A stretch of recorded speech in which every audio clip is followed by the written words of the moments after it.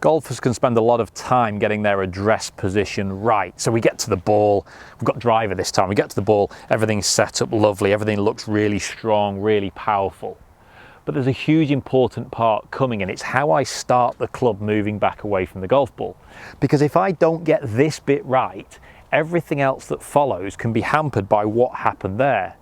So the first couple of inches into the first couple of feet can make a massive difference to how the rest of my swing looks and feels, and how my contact and therefore my flight of the golf ball are all affected by that very first bit. So that takeaway is super important.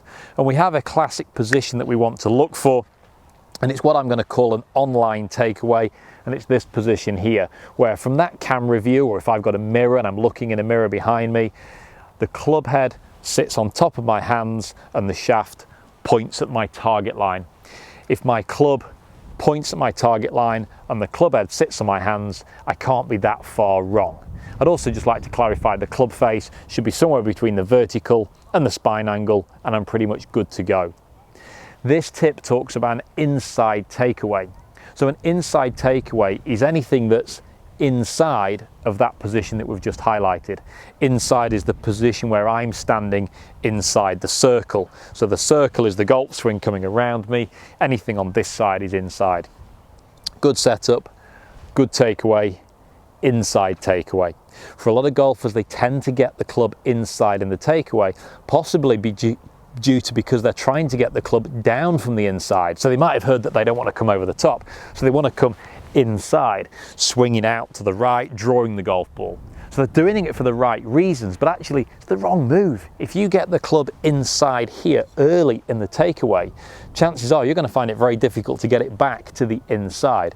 Just watch what happens here. As I take it away inside, if I roll my forearms and do lots of work with my hands and arms, the club gets inside. And I turn around my body here, and now I hit a brick wall. I can't go any further around. I've reached the limit. So what happens here is I go upwards. So now I'm coming up. So I've come inside, around and up. And now as I've come inside, around and up, the club starts to work its way over again. So we go inside, around, up, and now I've got momentum that's already throwing the club outside the line, throwing the club out in front of me. So inside, around, up, over the top.